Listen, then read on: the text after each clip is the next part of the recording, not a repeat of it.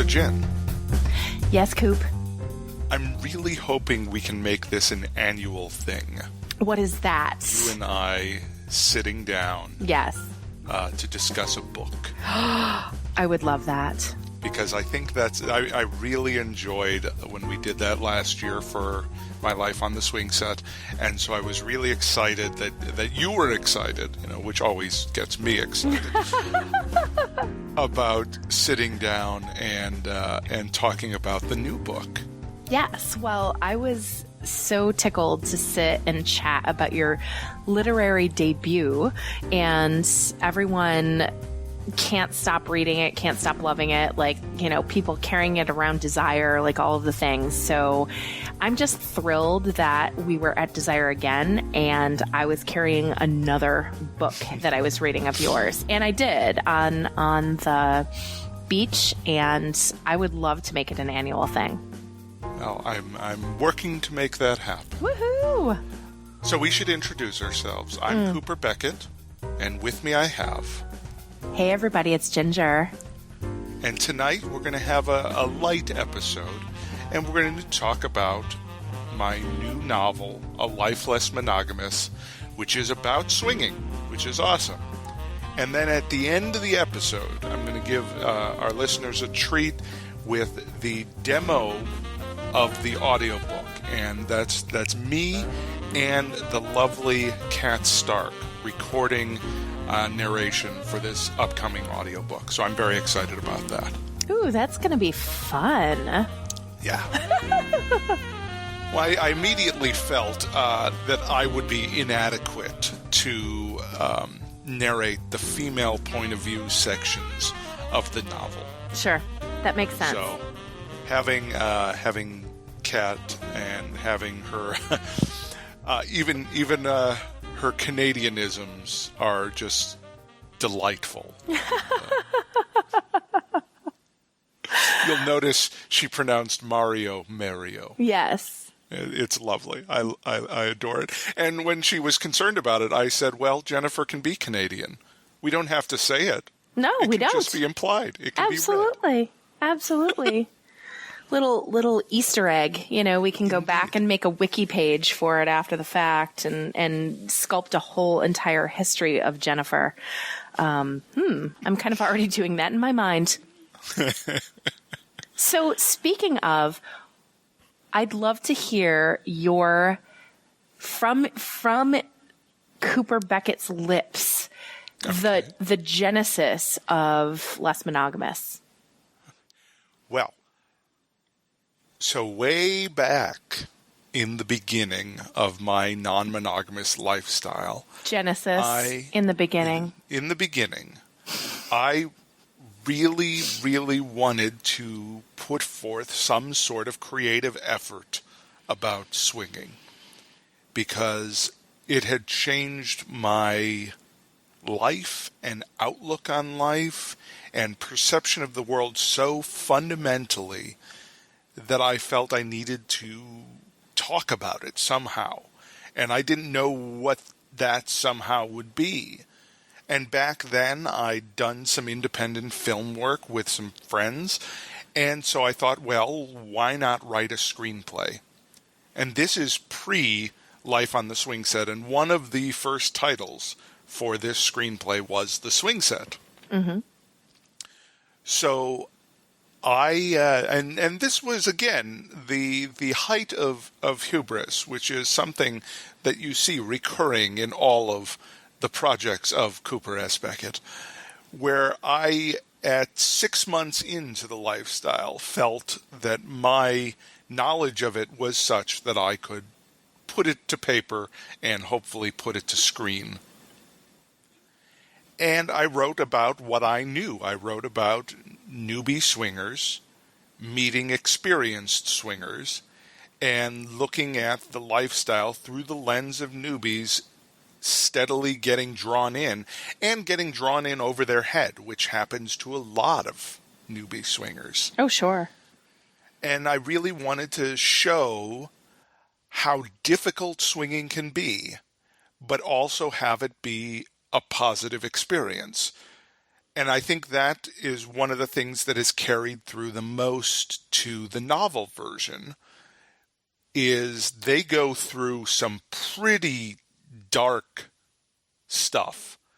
I've always been a fan of the long dark night of the soul. The idea of that your introspection is actually worse than most of what can damage you in the real world. Sure. And so I really wanted to show what happens when two characters get in over their head and then completely fold up inside themselves. Sure. And at the same time, so basically, I never want to put forward the idea that swinging is perfect, that swinging is this new level of enlightenment. A lot of people really approach swinging and poly from that, where it's like somehow we've achieved enlightenment and we're better than the monos, the vanillas. Sure. And I don't believe that's true, and I don't believe that it is perfect, and I don't believe that it's good for everyone. But I do believe that when it is good for people, it's really good. And when it is right for your relationship, it can truly be a transcendent thing. Sure. And that's really what I wanted to get across, is that even if you're going through a tough time, it can lead to some of the most important bits of catharsis you'll ever experience. Well, and on that note, one of the things that I feel strongly about is that although it's a fictional account, it's so authentic and so it feels so real. And to your point, these dark nights of the soul, these times where you feel like you've done everything wrong and you start to internalize this monogamy mythology that, well, we just shouldn't be swinging because it's just wrong. It's bad. It's, we're waiting for the lightning strike. And in reality, if you can flip the script and allow those experiences to bring you deeper into yourself and open yourself, your partnership to personal growth and that growth edge, that's what I hear most in conversations with folks, is that it's really about just stepping back away from what isn't the truth of your relationship and stepping into the real truth of your relationship and yourself. And I feel like that's something that's so well captured in the very realistic ebbs and flows that Jennifer and Ryan go through. The biggest thing that I learned in my time as a swinger is stuff about me and how I process, because nothing will force you to learn to communicate more than being absolutely forced to communicate. True story. There really is. There's no way to prep for this lifestyle, Yeah. because it is so abstract. It's, we're starting to see non-monogamy seeping into the popular culture. Absolutely. But it'll be another decade before we see it really seep into the culture, where it's normal. And even if then. Right. So to walk into a situation where you really are unprepared. And, it's funny because my friends who are newbies always thought they were prepared. I thought I was prepared, and none of us were prepared. Yeah. Yeah. And you can get away with a certain level of that. No, it's fine. It's cool. Right. But at a certain point, you will be confronted with something that knocks you on your ass. Yeah. And how you deal with that will define your relationship from there on, will define your friendships with other swingers. How you process that is what changes your life. Well, and it's not the situation. Sure. And what I love about that sentiment is, and I'm not going to go spoiler here, but yeah. We can spoil a little. Okay, probably. Just a little. If you want to go in virgin, as it were. Right. You should just go and buy the book now at alifelessmonogamous.com. But we're going to talk in vague spoilers. Sure. So about the story. Exactly. So one of the things you were talking about is that you feel like you're so prepared, and one of the things that I love about the book as the original fangirl of Less Monogamous, having read it in bits and pieces as a screenplay still, way back when, is, and you hadn't even gotten here yet, but your portrayal of Bruce and Paige and how they let it, the veteran swingers, exactly, the experienced swingers, exactly, they let fly at some point that they also had challenges when they started. Yeah. And so for me, as I was reading and I got to that part of the connection, I was just like, oh yeah, that's so real. Like, they're not there, because your portrayal of them at the beginning for sure it's actually really fun to read, because you're like, wow, these folks really, like, there's perfect, aren't they? No, there's something. They're works of art. There's something. Bruce and Paige. There's something. You're baiting me now. There's something. And you say that. There's something. And what I love about that is it's like, yeah, but it was hard earned. You know what I'm saying? Like, it wasn't like, oh, there was just this magic moment where they flipped the switch, and now that we're, ethically non-monogamous, we are evolved, we own the world, we're so far beyond all of the rest of these folks. It's like, no, not at all. And so one of the things about that piece of the puzzle is that it's so entertaining to read, and you're hanging on every interaction, or at least I was. And it's also educational at the same time, because then you read Paige being vulnerable, or Bruce being vulnerable, or them being vulnerable together about, way back when they were newbies. And you're like, ooh, they struggled too? Oh my gosh. That's so important to learn. Isn't that the best thing? And I know you know this, but I have been been interviewed on other shows and talked about how I get excited when I see you experience jealousy, because that means that even the perfect, even the people doing it absolutely right, still feel this way I do occasionally. So I feel that is incredibly important, and one of the most important moments in my swinging lifestyle was sitting down with the male half of a couple early on and being essentially told the facts of life about swinging. It's like, okay, so here's the deal: you're gonna feel jealous, right?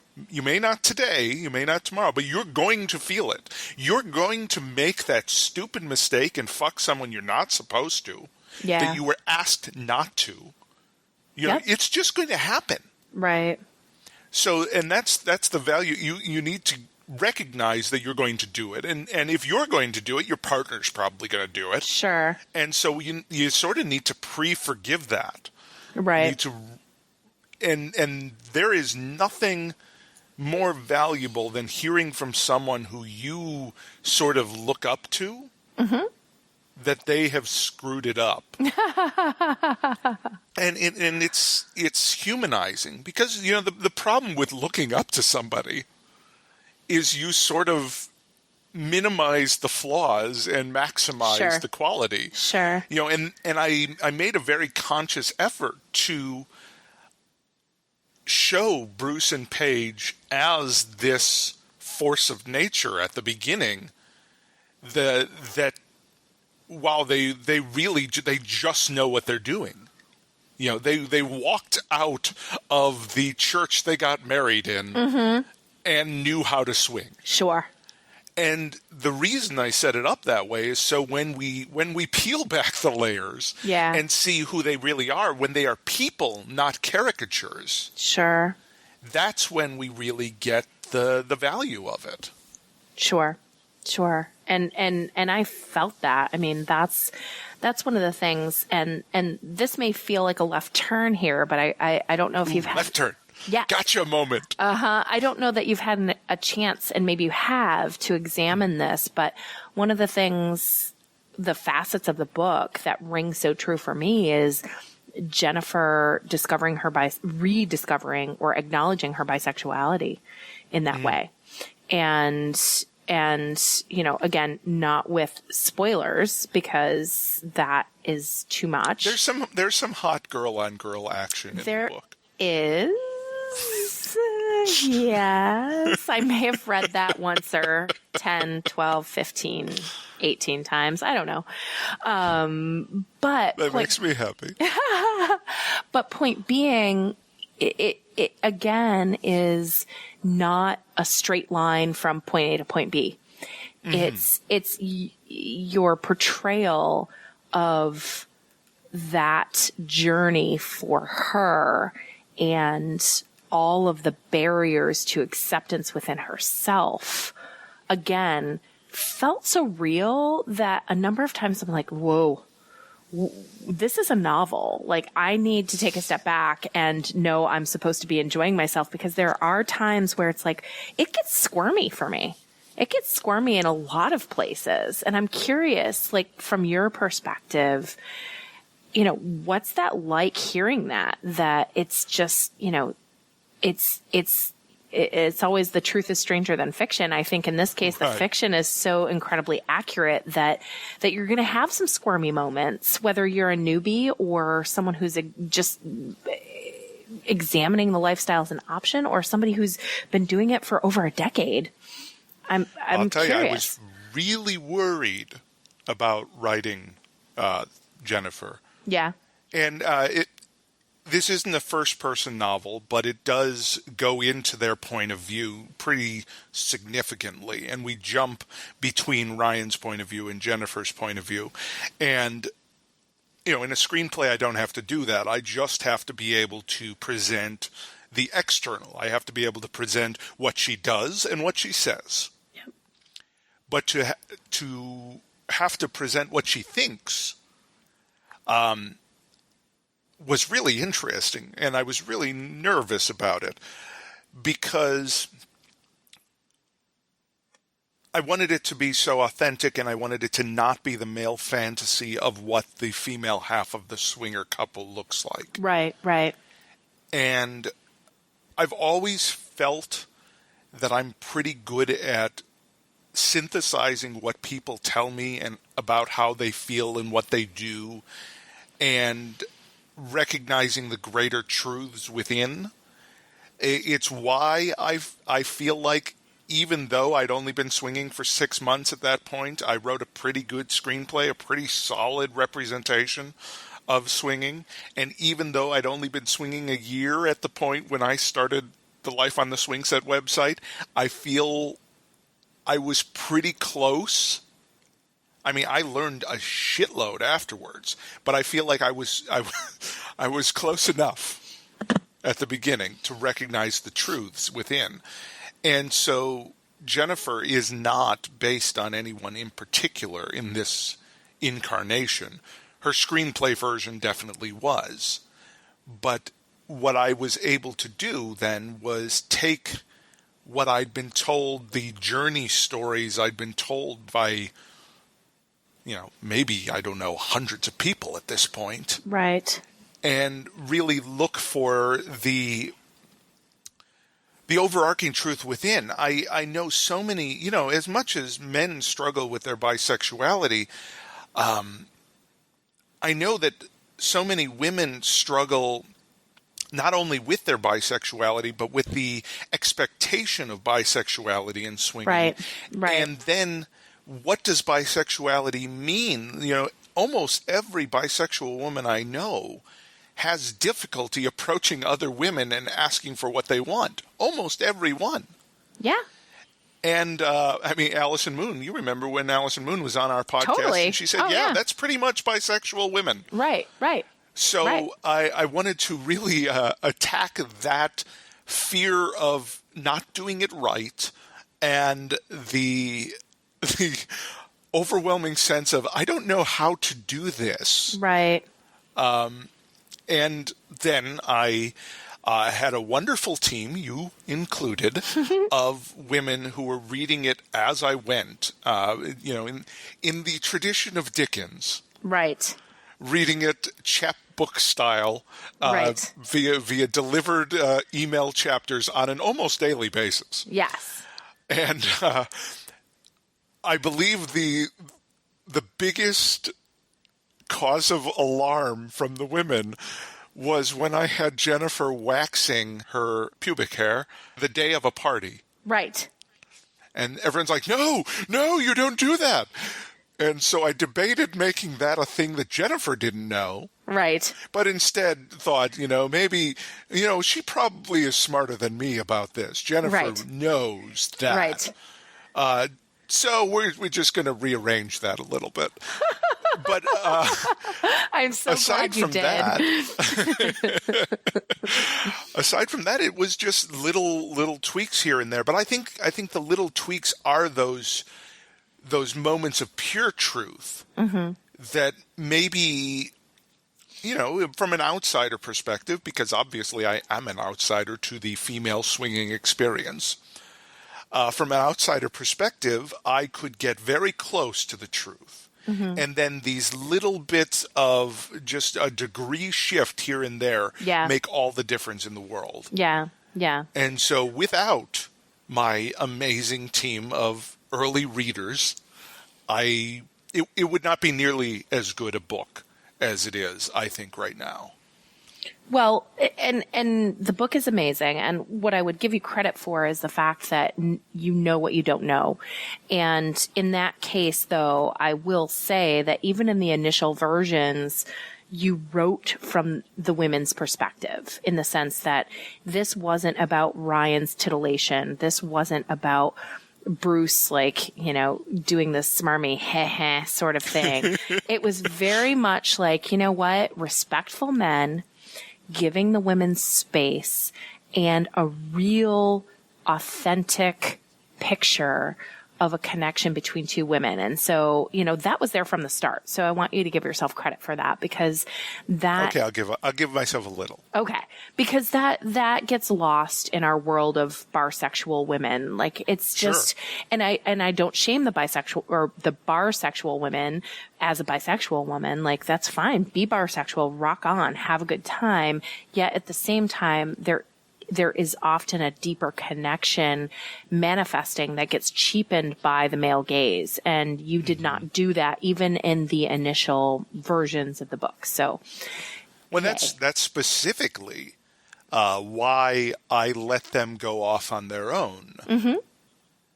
Instead of having the initial foursome be a foursome right at the beginning. I wanted that bit of exploratory, genuine exploratory nervousness to come out. And that's actually drawn a little bit from my first bisexual experiences, which were solo, but were shitty. So, this one is not shitty. It's more the idealized version, but it was that I wanted to cut that path myself. Yeah. And so I applied that to Jennifer, wanting to cut that path and feeling embarrassed and nervous about it, and probably not wanting it to be in front of Bruce because he might think she's childish or new or doesn't know what she's doing, but also not wanting to be in front of Ryan because she doesn't want to immediately screw something up in front of him. Exactly. And to that extent, I think about the idea, and I'm thinking about the dynamic of the foursome, and it's written. You've written it in such a way that it happens all the time this way. That you have these moments where folks who have done their work, who know who they are, who are firmly in the ethically non-monogamous camp, are they're out there having conversations with people and sensing energy with people and then doing the things that draw people out to a connection that land them at a dinner or a more vulnerable, risky conversation or. And so I go to that and I as I'm reading again over and over again, I'm like, yeah, you know what? It's happening all the time to people who are declaring themselves either implicitly or explicitly as monogamous. And so I see people in my mind's eye seeing your book in wherever they are and picking it up and loving this beautiful illustration on the front and saying, whoa, this might be a fun read.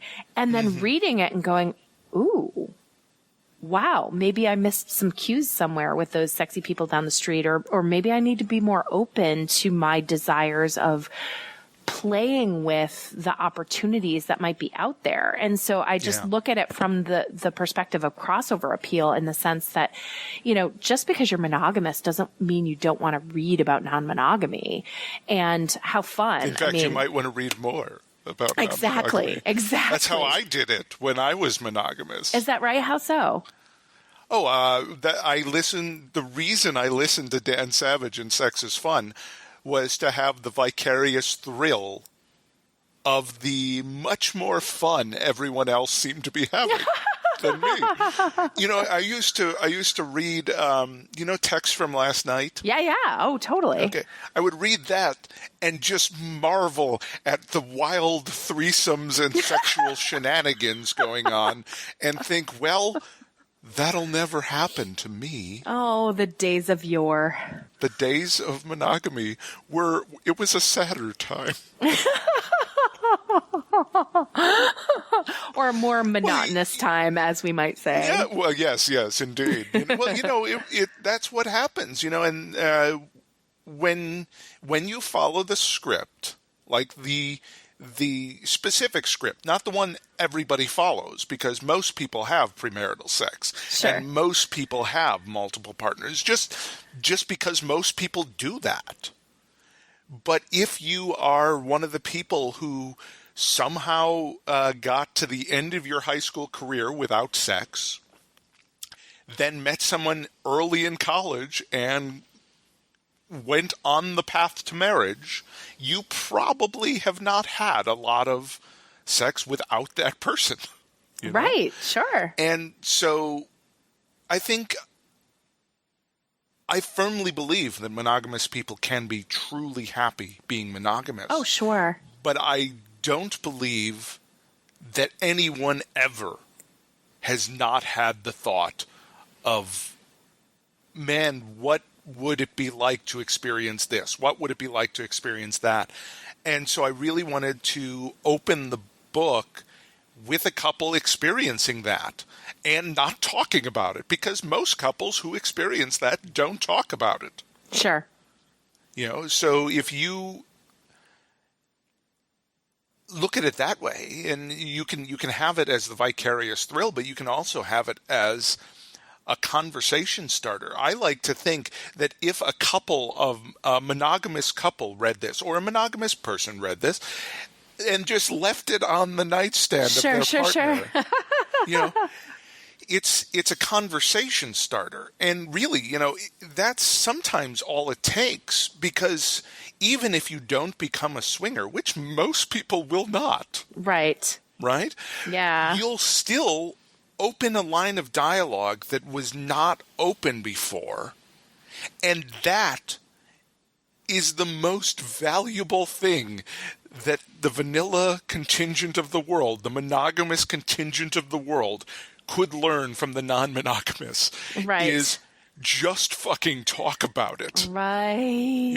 Really, that should be the subtitle for this entire book, I think, because the conflict could be resolved too. Just fucking talk about it. Just fucking talk about it. Yeah, absolutely. Oh my, totally.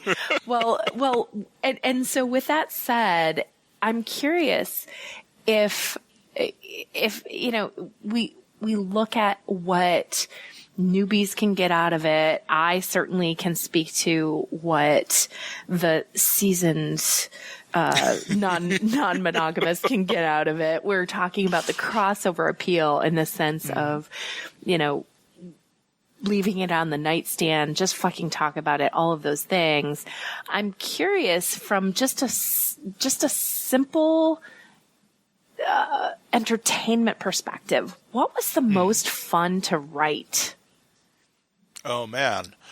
I absolutely adore the nervous section of the beginning. Okay.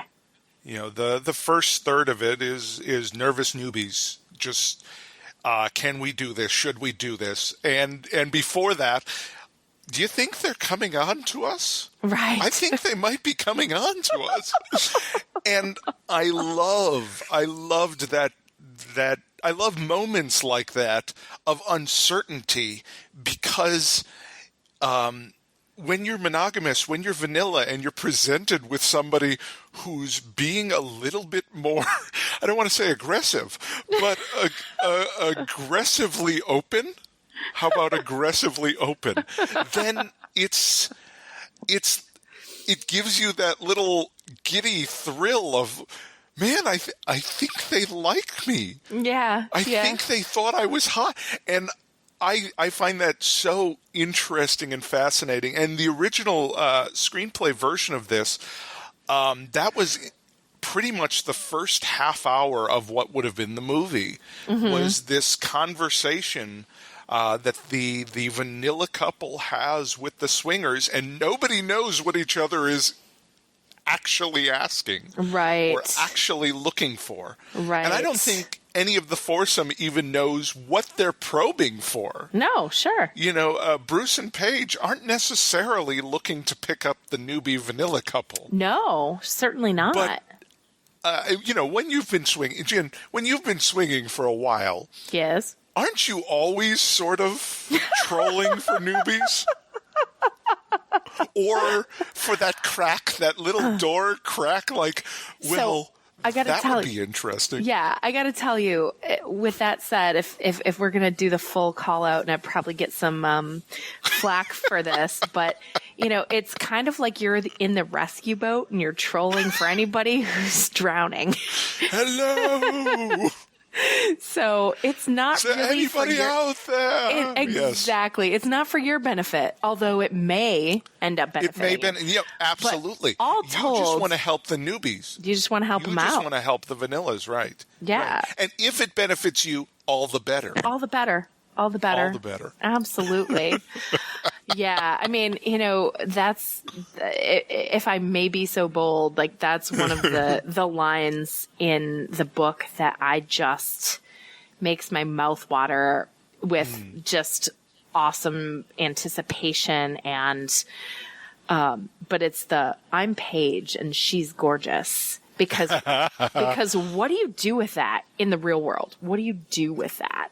And yes, when you're just told that. It's the perfect sort of, I'm just going to lob this in here. I have no idea what's going to happen now and probably nothing, but I'm just here to shake things up a little bit, or we're just here to challenge your paradigm just a tiny bit.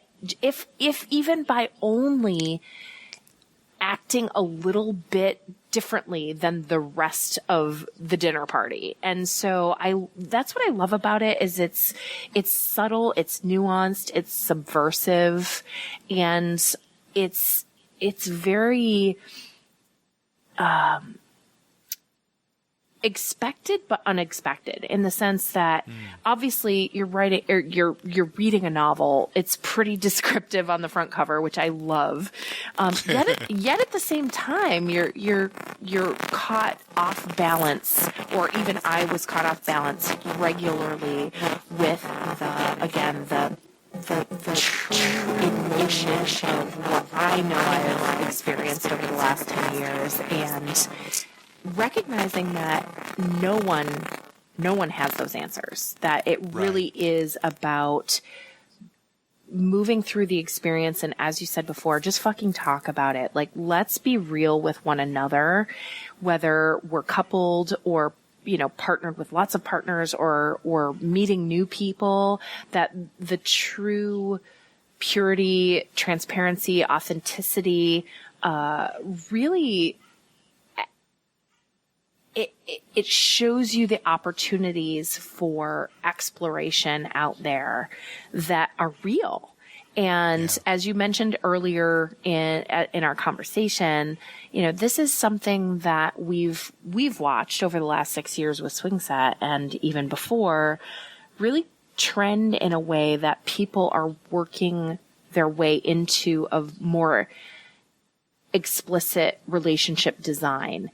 And I feel like the novel does such an amazing job of straddling that trend, in the sense that people are looking beyond themselves. People are not taking monogamy on as the mantle of, I'm broken, our relationship isn't working. They're really saying, gosh, what can we do? What are the solutions that we have available to us? Even if it's just talking about our attractions with other people. Yeah. Because we're human beings, and let's be smart about this. And we're seeing that more and more. And so that's what I love about the novel, is it's not an exaggeration. It's not written for the number one goal of titillation. It really rings true and feels so I feel it in my cells as I'm reading it, that this is a lot of people's journey, whether they choose to move into ethical non-monogamy, or whether they just choose to read the novel and have that inform their own relationship for more communication or titillation, because that is part of it too. But you're not leading with that. You're leading with, let's just be authentic with each other and let's get what we want out of our relationship. And that would do it. I mean, it could also lead to breakups, but then you probably should have broken up. Sure. I mean, that's really the bottom line, is if you break up because of some of these things, you're probably not supposed to be together. Well, what it does is it brings to the fore the things that wouldn't be talked about otherwise. And so ultimately, that's a piece of the puzzle, is that a relationship, or the relationships that result from these spirit-bearing conversations, they really allow you to see your partner and partners for who they are, without pretense, without any kind of window dressing. And if that's not what we're here to do, then I don't know what we're here to do. And so I bring it back to, breakups are really about not being a match. And this is about finding your match or your matches. And again, I think you do such a subtle, nuanced, informed job of writing characters that I feel like I've met in my travels in our culture. So I'm excited for you that you've made it to this point with the book, and that you get to now not only have your own personal experience out there in the first book, but have this more global view of other people's experiences that's entertaining and educational, and you get to kind of ride both of them at the same time. I'm really excited to see and actually hear the next Jen, phase. I am fond of riding both of them at the same time. I could totally see that. Wow, I have a visual now. There might be pictures I could send you. Please do. Oh, wow. So what's when, where, how, and... So I should talk about the nitty-gritty stuff. The nitty-gritty stuff, because people are going to want to buy this book and have this book and give this book and leave it on the nightstand for the people who need to read it. So how can they... Buy it for those sexy vanilla friends that you think may just be interested. Absolutely. Well, good news is if I have played my hand properly, this podcast will be released on the day the book is being released. Woohoo! So as of right now, you can go to alifelessmonogamous.com and purchase the paperback and ebook. And if you buy them from me, which I would really appreciate, I will sign the paperback and you'll get PDF, EPUB, and Mobi versions of ebooks. So you'll be able to play it anywhere you want, read it anywhere you want. And you can pre-order the audiobook, which will be read by Kat Stark and myself. And in a few minutes, you'll be able to listen to the first 2 chapters of that audiobook in the demo that Kat and I recorded just to see if it would work. Oh my gosh, I'm so excited to listen. And if you use promo code Swingset, you can save 10% off, and that includes the pre-order of the audiobook, which is already 50% off. So that's a pretty good deal. I feel very salesy now, so I'm going to tone it back. If you'd rather buy it from Amazon, it'll work on your Kindle if you buy it from me, but if you'd rather buy it from Amazon, it is coming out on the 16th of February, the same with on iTunes. And it would really mean a lot to me if you read it and love it to leave a review. Even if you didn't buy it on Amazon, leave the review on Amazon, leave the review on iTunes, leave the review on Goodreads if you're on Goodreads, because that is what helps with visibility. And I'm doing this myself. My Life on the Swingset was self-published. This one is self-published. And so anyone you can share this with really, really helps. And anywhere you can talk about it really, really helps. And if you have a blog where you review and you want to send me the link, I'll put it on the website, because it's very important to get it in front of people, especially early in the game. Yeah, well, and certainly for exposure, but also because it's this awesome subversive activism. That's true. You can share this on your, it's like 50 Shades of Grey. Yeah, I agree. No one looked at you like you were into BDSM when you were reading 50 Shades of Grey. Of course, if you were into BDSM and reading 50 Shades of Grey, people would be looking at you because of the gagging sound you keep making. Or when you hurl the book across the room. So it's not like 50 Shades of Grey like that. It's like 50 Shades of Grey, you could slide it into a book club. Yeah. And people may not notice right away. It sounded so dirty when you said you wanted to slide it into a book club. Slide it into the book. I was going to say you should use some lube, but I thought that might be too much. I'd be fine. Well, I know you. Well, you do appreciate the value of a good lubricant. Yeah. Ginger. Oh, my. Well, we're going to take a quick commercial first, and when it comes back, we'll play the audio clip. We at the Swingset believe that being risk-aware and practicing safer sex makes our lifestyle exponentially better. With that in mind, we're partnering with Lucky Bloke, global condom experts and the best online source for condoms and lube, to say no to mediocre condoms and bring the most pleasurable, safer sex directly to our listeners. Go to swingsetcondoms.com to see a specially curated selection of condoms, lubes, and assortments to reintroduce variety and excitement into the protection portion of your playtime. You should especially take note of the deluxe sampler put together by us at the Swingset for your party and date night kit. Making your condom purchase here supports both us at the Swingset and the wonderful purveyors of safer sex, Lucky Bloke. swingsetcondoms.com. It feels early to be talking about Life on the Swingset's next Desire trip, as we've just barely returned from 2015's trip. But talk about it I shall, because we are already 1/3 sold out of Life on the Swingset's first full resort takeover at Desire. This will be our 5th year at the resort, and our takeover means big things.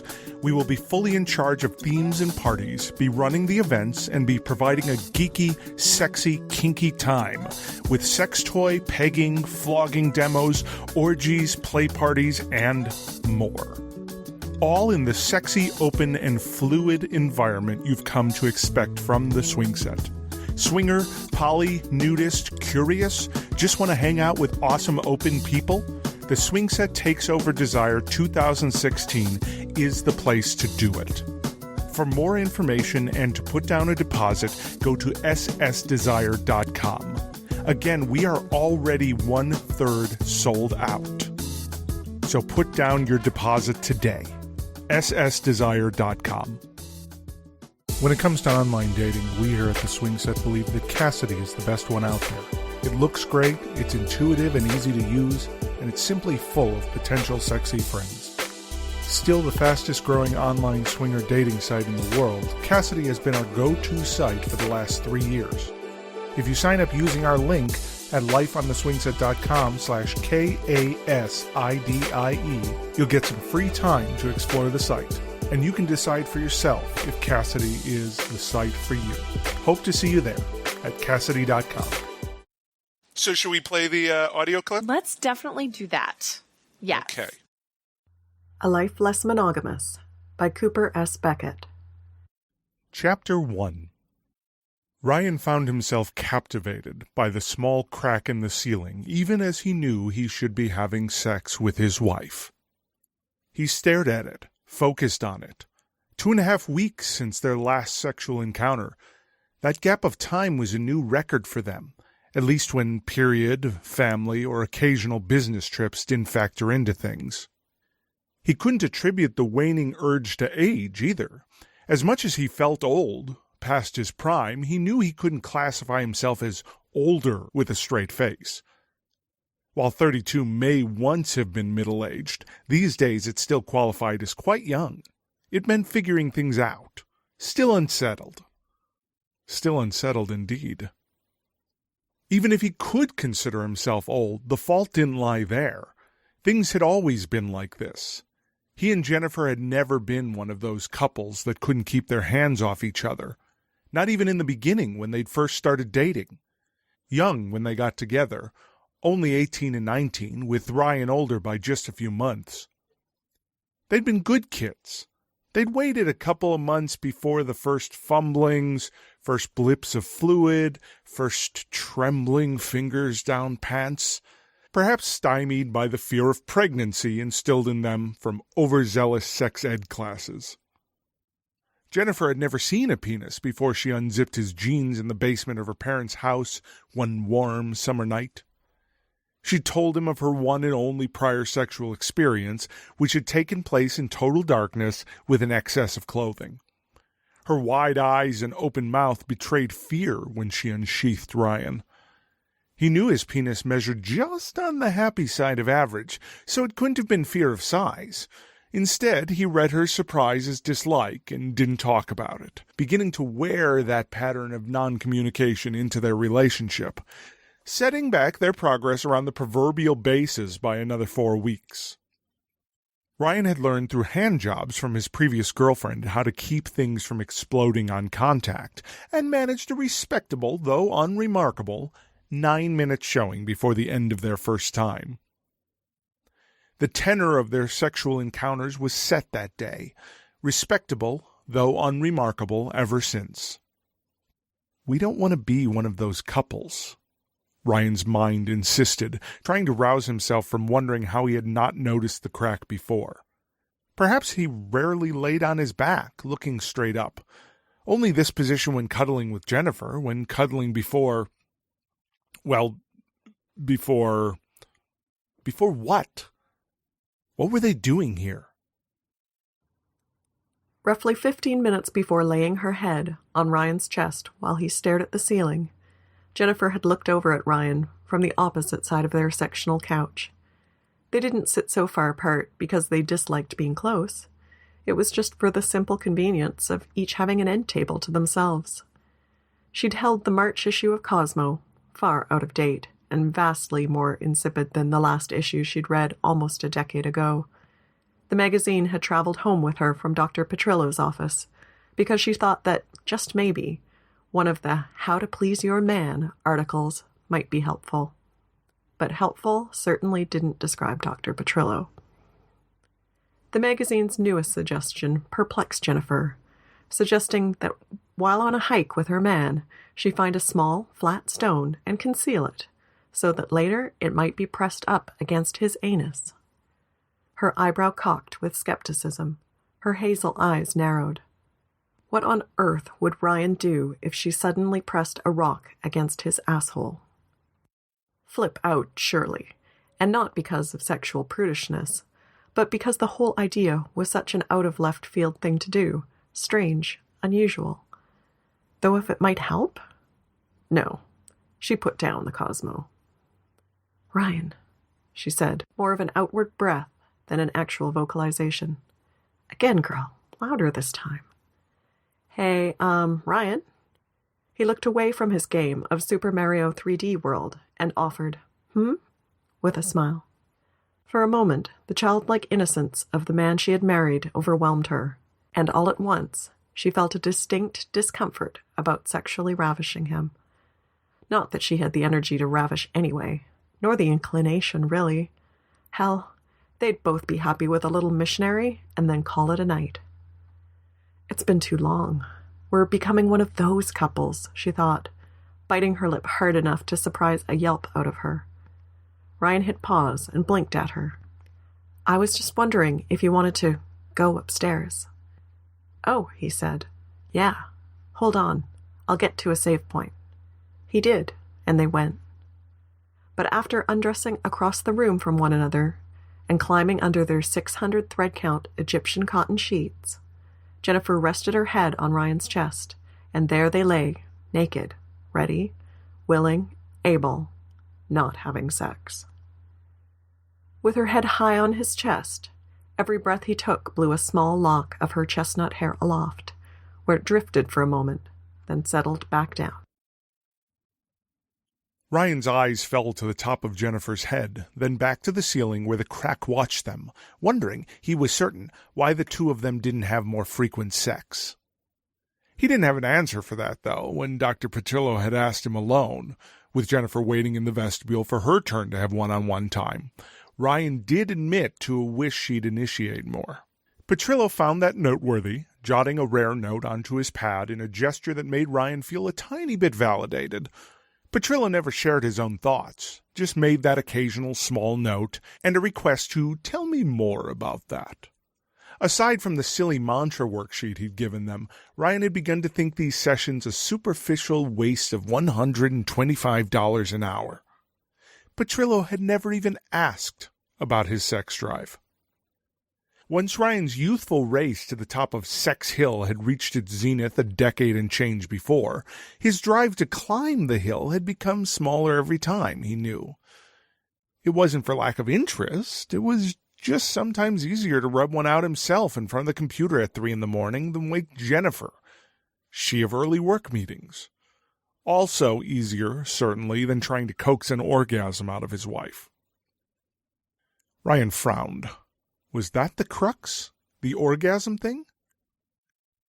Jennifer had orgasms. They just weren't they were few and far between. When they did happen, they weren't so much fireworks, but more the kind of sparklers you find in the impulse buy section of 7-Eleven in early June. That's not fair, he thought. Orgasms are harder for women. Despite the fact that as a woman of 31, Jennifer sat at her proverbial sexual peak, she also sat under a decade's worth of pressure to demonstrate her enjoyment. Probably fakes it in case I can't stay hard. His eyes widened. Now why had he gone and thrown that idea into the mix? Thoughts like that serve no purpose, none at all, except maybe to turn up the heat on his own performance anxiety. Of all the things that might need to be dialed up in the valley surrounding this fledgling marriage, he'd prefer his occasional inability to hold an erection didn't take priority. With her head on Ryan's chest, Jennifer could tell that he had some serious thinking going on, the kind with plot twists and mood swings. His breathing and heartbeat vacillated from calm, almost contemplative, to wildly erratic and quick. She wondered what he could be thinking about. Couldn't be that nervous about sex, could he? Was he worried that the performance anxiety thing would come back? How many times would she have to tell him that it was okay before he'd start believing? She wasn't bothered by his perceived failings, and, unbeknownst to Ryan, about 2 years ago, she'd discovered the healing power of the shower head massager. This discovery had led to finding an orgasm on her own. Unbeknownst to both of them, simultaneous orgasms had occurred on multiple separate occasions. A win, indeed, just perhaps not the win they'd reached for, as the orgasms had occurred in separate rooms. Maybe she ought to tell him. Maybe they could shower together. Freddie Mercury implored them not to stop him now, and insisted that because he was traveling at the speed of light, they call him Mr. Fahrenheit. Ryan's eyes blinked open, blurry. He rubbed them. In the distance he could hear the shower. He turned to his phone, which now wanted to make a supersonic woman of him, and tapped the triple Z's to give himself 9 more minutes of peace. His tap amounted to a shove, and the phone disappeared behind the nightstand. We fell asleep, he realized. Fuck. He ran a hand through his hair and counted the strands that came out with it. 12 today, 7 of them still tan. Only 7. Can't stop the march of time, bucko, he told himself. Gotta get a handle on other things, though. They're spiraling out of control. Feet on the floor. Good start. Ryan sat on the edge of the bed, elbows on his knees, hands propping his chin up. His morning wood asserted itself, but he regarded it as nothing more than a nuisance that would have to make itself scarce before he could use the toilet. He lifted a sheet of yellow notepaper off the nightstand, covered in several handwritten lines of text. Their mantras. Lines they'd worked out with Dr. Petrillo. A snake oil lifeline out of the hole. So we just say this stuff? Jennifer had asked after they'd finished working it out with their doctor less than a month prior. When you both feel that the time is right, you'll decide to make the change. Petrillo had told them over tented fingers, a cliched pose that made the quality of the content that much more dubious.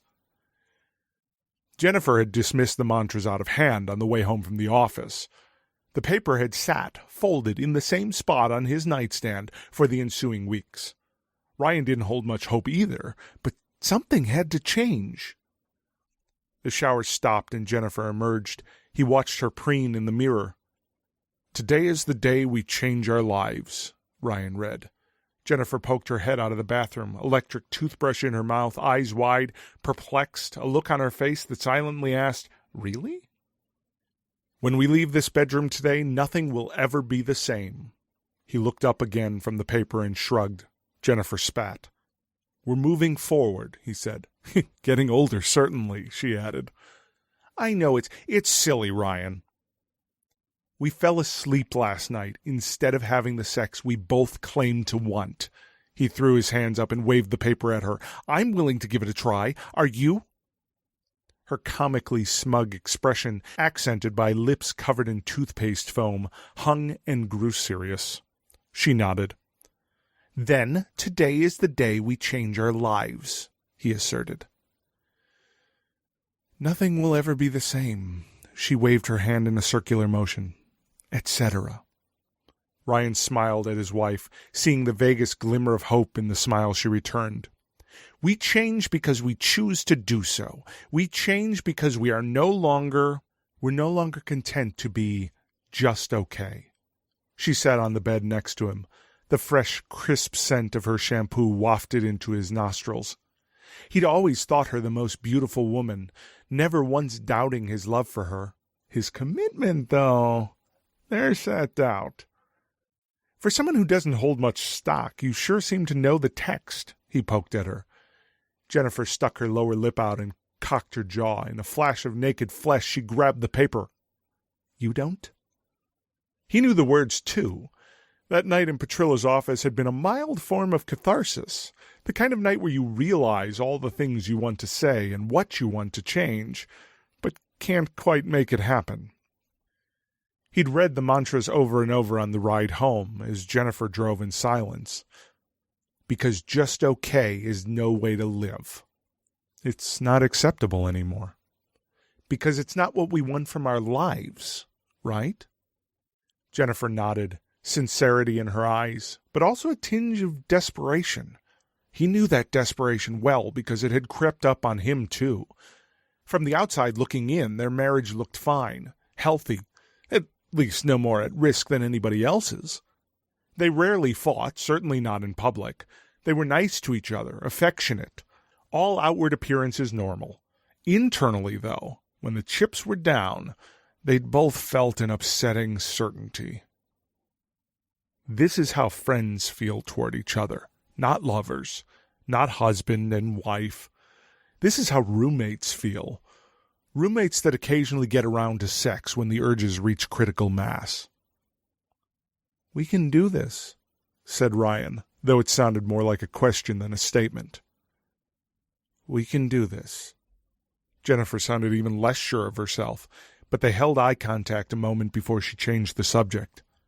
"Don't forget, the party at Barbara and Noah's is tonight." The promise of the moment gone, Ryan flopped onto his back on the bed, sighing theatrically. "You knew about this. I thought you wanted to."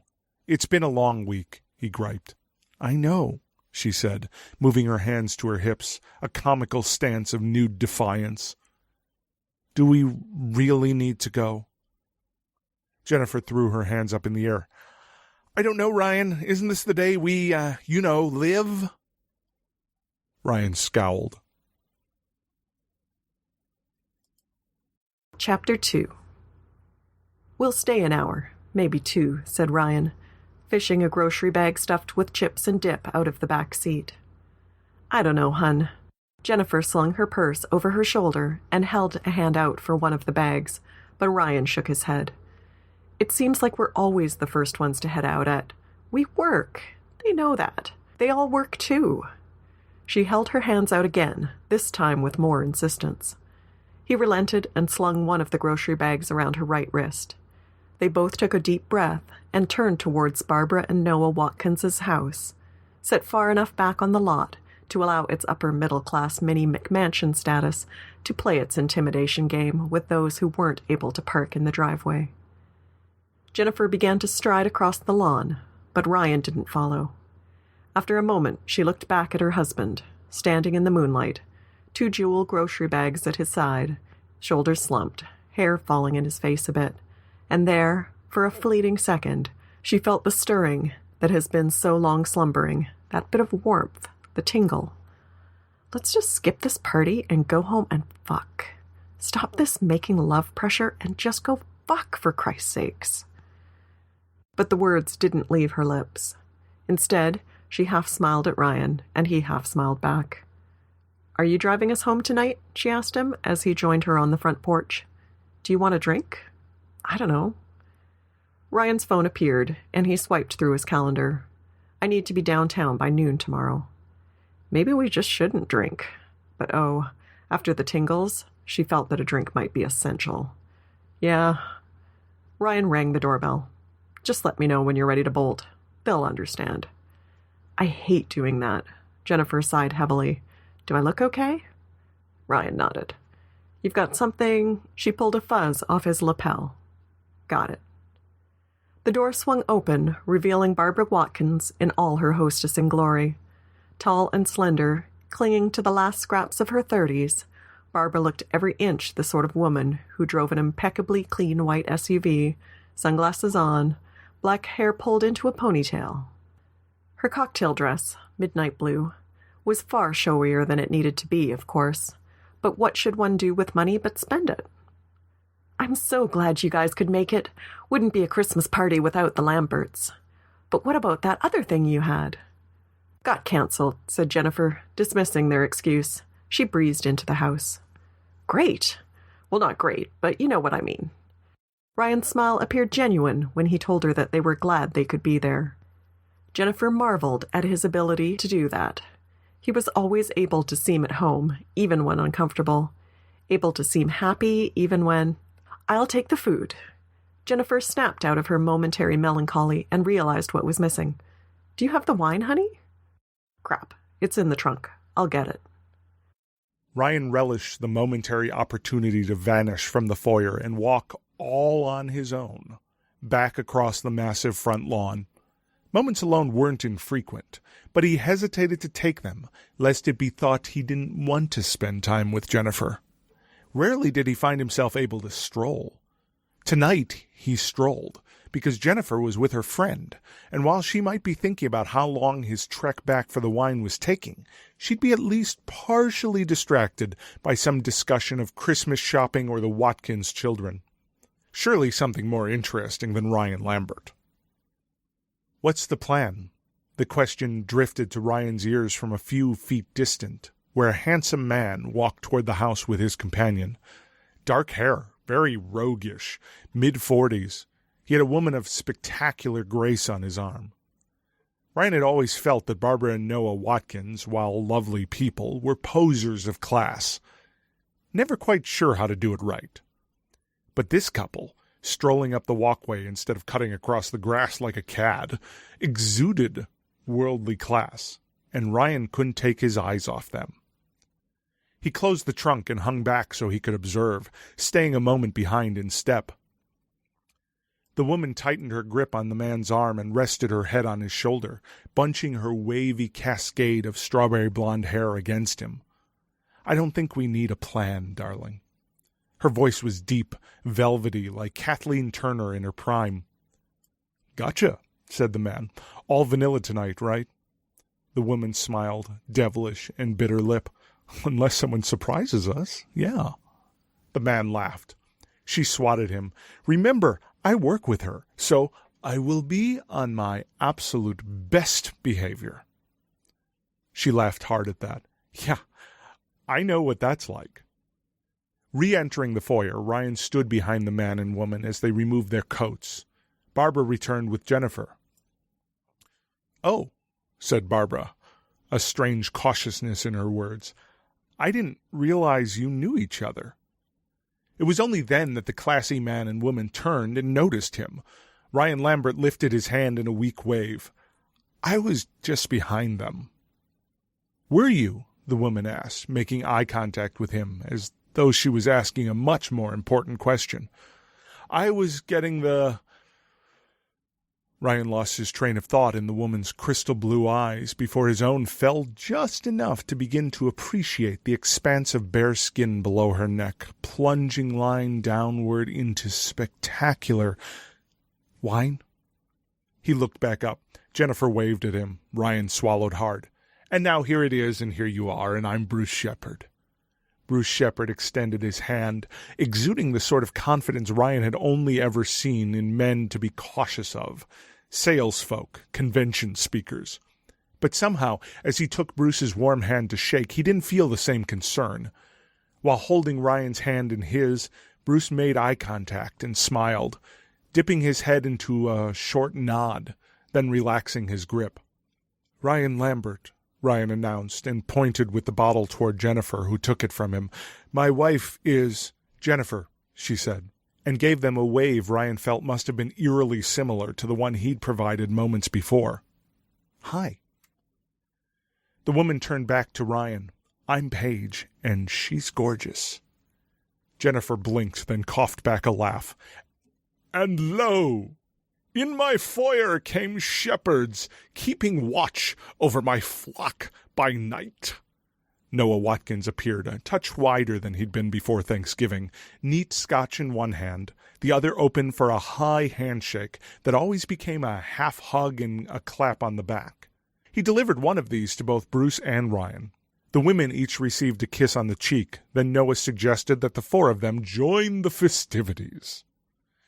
He led the party, as though out of Hamlin, with Ryan lingering behind, suddenly uncertain about whether or not they belonged here. Surely they did. Their friends had invited them. But they didn't have the money, the class. Bruce, at the end of the pack, looked back. That man may have already had his limit. Ryan laughed. "Now that we're old friends, shall we?" Bruce raised his hand and led the way into the party. So that was the first two chapters of A Life Less Monogamous, the audiobook demo, read by myself and Kat Stark, the amazing Canadian Kat Stark. Oh my gosh, it's so awesome. Oh my gosh. I hear, as I was reading, I was hearing things in my own head because obviously I have this mind voice and it's just, it's so loaded with emotion. I'm very happy. And it's interesting to me hearing someone else interpret the internal thoughts as well. Yeah. And so that's one of the things that's really exciting for me as we go into recording the rest of the audiobook actually next week. So I'm very excited to get into this part of the process, and because the My Life on the Swingset audiobook was kind of isolating because it was me recording me, editing me, and releasing me, and I found myself irritated with almost the entire process. I pictured you like in your Snuggie, like I don't know, drinking Red Bulls and running your hands through your hair, cleaning your glasses, and every once in a while, like Ophelia would like slide food under the door. That's what I pictured. So I'm glad that this is more interactive. Very, very similar. Yeah. Very similar to that. So thank you for doing this with me, Ginger. Oh my goodness. It's always my pleasure. I love being able to just sit and chat, and I hope our listeners enjoy a more mellow style episode. And I hope it didn't feel like an infomercial. At no point did we say, "Can you believe when this happens to you?" And I probably could have I probably should have done an infomercial version at the beginning just to see no, people would have turned it off. I mean, I can tell you that Ginger, even when we're not recording, has been so effusive with her praise. Yes. And she is not afraid to tell me when something is terrible. Oh, geez, no. And has told me. So really having her as one of the early readers was so gratifying. I'm glad you think so. And I do. I'm incredibly grateful that we have that kind of relationship and always have grown into that where there's nothing that comes between us but the truth. And we just like back and forth with it. And it's like, that's all you get. And I just know that whether folks are reading the book or they're listening to the book, the story is a roller coaster. It's sweet. It's titillating and sexy. It's eye-opening. It's really one of those experiences for me as I hesitate to use the cliche, but it's a page turner. It's a relationship page turner. And again, whether it's someone who is a seasoned person in any sort of non-monogamous lifestyle, or if it's someone who's just, wow, I don't know, I would just want to read a great book about characters and relationships and, oh my, they're doing that. Like, absolutely. Everyone, it's fair game in that way for everyone. And I've enjoyed it. I've read it lots and I've enjoyed it every time. And I really do feel like I can't stop smiling about it because you're going to miss these characters when you close the book for the last time and you're going to want to read it again. And then they'll come back. In book 2. Maybe I'm just saying. Maybe next year or the year after. Maybe. Could happen. I'm not putting any pressure on myself because book 2 is far more ambitious. Sure. Well, thank you, Ginger. My pleasure. It means the world to me that you like this. And it really, knowing that you've gone through some similar things as our main characters and that it rang true really makes me confident in releasing this, and so we'll leave it there. Let's do. You can like us on Facebook at facebook.com/theswingset. Follow us on Twitter at Cooper S. Beckett, at Ginger and the Prof, and at Dylan the Thomas, and that Katie Mack. Check out this podcast's daily blogs, articles, and toy reviews on our website at lifeontheswingset.com and on our site's Twitter feed at ontheswingset. Email us at contact@lifeontheswingset.com. Give us a call, leave us a voicemail, send us a text, 573-55-SWING. That's 573-557-9464. If you want to get your condoms and support us and the Lucky Bloke, buy them through swingsetcondoms.com, because you can buy the Swingset Sampler Pack there. A wonderful variety of condoms and other accessories that we have put together special. You can also support us every time we release an episode for as little as $1 a release, or just $1 a month by going to lifeontheswingset.com/support. You can find our other great podcasts like the Gentle Pervert Social Club, Intellectual Foreplay, The Kinky Geeks, Eat the Rudecast, a damn good podcast about Twin Peaks, and Sex at a Go-Go at swingset.fm. You can find me at coopersbeckett.com. Thank you, Ginger. My pleasure. And thank you all for swinging by. Mwah. Mwah. Hey, what's up, guys? I'm Wicked Pictures contract star and director Jessica Drake, your